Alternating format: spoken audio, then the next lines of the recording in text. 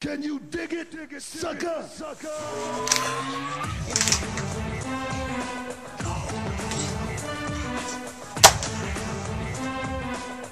What's going on, guys? Team Rival. Yeah, you can tell I'm damn excited. You were not expecting that.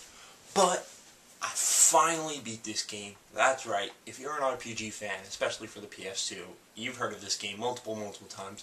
Persona 3, the FES edition, of course. Let me close that up. Yeah, finally beat it. I got this game 2008, 2009, I don't even know. It's been a while. Played it, put it down, played it, put it down. It was one of those games, because it's a long game, man, let me tell you. And I finally finished it today.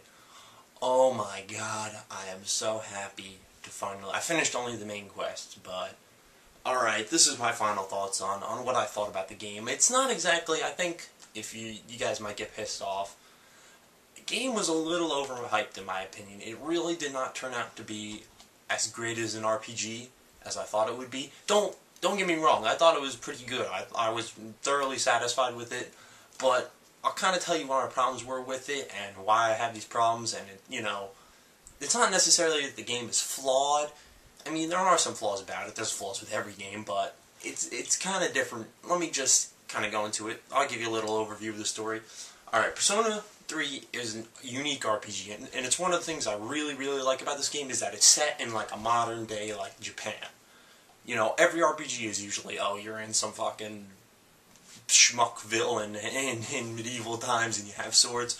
No, this game is set in straight up modern times, and that's really cool, and that's kind of, and I'll clarify, my thoughts on that later, and you play as the main protagonist, and he's just some guy, doesn't speak, but he speaks somehow. He speaks, but they somehow have conversations, but whatever.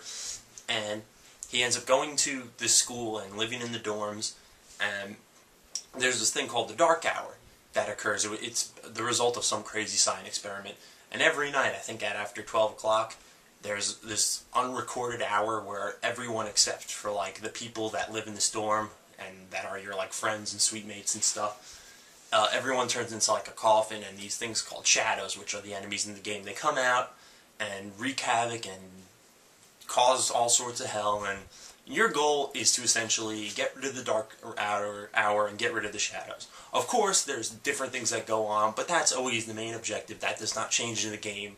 You'll find out new things about it and surprising twists and turns and all that good stuff, and a lot of cool stuff happens. But overall, that's the plot in, what, 1.5 minutes? So okay. Really, this game is all about a routine. You get yourself into this routine of doing things. There's things you gotta do each day. You'll go to school, you gotta get, your 3 stats up. There's 3 stats you have. You have your intelligence, your charm, and your, what was the last one? Shit, I forgot the last one. Your intelligence, your charm, and your charisma. That's what it is. And by doing that, you'll unlock new social links. And what the social links are pretty much, you're trying to like forge friendships with either, the people that you are on the team with. You can forge relationships with the girls and all that stuff, or people your classmates, people you meet out and about while you go into different locations on towns and stuff. And the benefits of the social links, it'll be like, you got to raise it up to level 10, and you'll have to visit them a certain amount of times in order to do that, and you can hang out with them and give them gifts, and you got to say the right thing to them, and that's how you get the social links up. And the benefits of the social link is that allows you to create stronger personas. What the hell is a persona? Well, let me tell you.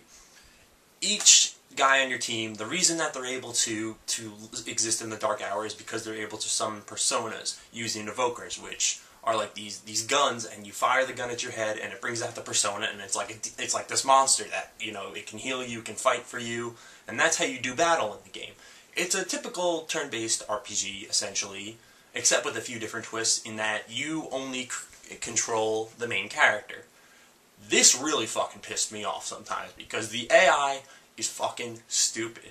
Let me tell you about some dumb things that happened that the AI did. So today I was fighting the final boss, and not trying to spoil anything, but he has this one period where he's invulnerable. You're not supposed to attack him, because if you attack him, he can reflect the attack at you and it'll just KO your guy in one hit. And the way I would counter this is you can change like each tactic of what each guys do, like attack freely. I would set everyone to heal and support. And one of my fucking guys had the fucking nerve to attack the guy when I clearly said heal and support. And if you can't heal and if you can't support, you know, then wait. Don't do anything. There's an ability you can wait in this game and just skip the turn like you can in pretty much any RPG. And he would attack the guy and he would be killed in one hit, and he did this multiple times. And I really wanted to reach through the screen and frickin' just punch him and beat him to the ground. Don't attack if I didn't tell you to attack. You know, if I have you set to a certain things you should be doing, do those things. If you can't do those things, then don't do it. So a little bit of faulty AI there, but overall, the AI for your teammates, you fight in a 4-person party, the AI for your teammates was pretty good. And so, what makes this so different from other RPGs is you are in one dungeon, essentially, for the whole entire game. It's called Tartarus. And that's, you know, that's what comes around when the Dark Hour comes, is Tartarus. And the way you're going to try to eliminate the Dark Hour is you're going to try to get rid of Tartarus, because if you get rid of Tartarus, you get rid of the Dark Hour, everyone's happy and throwing a fucking party. And so Tartarus is the long, man. It'll last you the whole entire game. You think, oh, one dungeon I can blow... Oh, no. You cannot blow through this dungeon. It is over 200 floors long, and about every 10 floors or so, give or take, you fight a boss.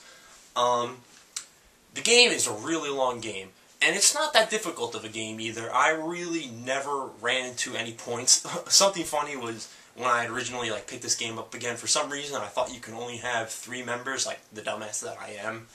So I had 3 members and I kept on dying, and I was like, why the fuck am I dying? Because the game is over if your main character gets KO'd. Doesn't matter, everyone else can be perfectly fine. If the main character goes down, they fucking, I guess they run around like chickens with their heads cut off, and I just think that's really stupid, because, you know, that you can get killed by one attack in this game. Of course, I think there's items there is an item, it's called a homunculus, that can prevent you from being, you know, if they use like an instant, there's skills called Mudo and Hama, and they're like light and dark skills. And those are the one-hit KO skills. And so, you can get killed by that, but the homunculus can save you. But you can also get KO just from bad luck. And that happened to me a few times. And you lose all your progress if you didn't save. And that's the worst part about Tartarus, is because sometimes you're going up 10 floors, and you'll be on like the 8th or 9th floor, and you'll get ambushed by an enemy, and you'll just get attacked. All the dungeons are randomly generated, so there's no way of knowing, you know, what's coming aside from, you know, what floor each bad guy's going to be on. I mean, the boss bad guy.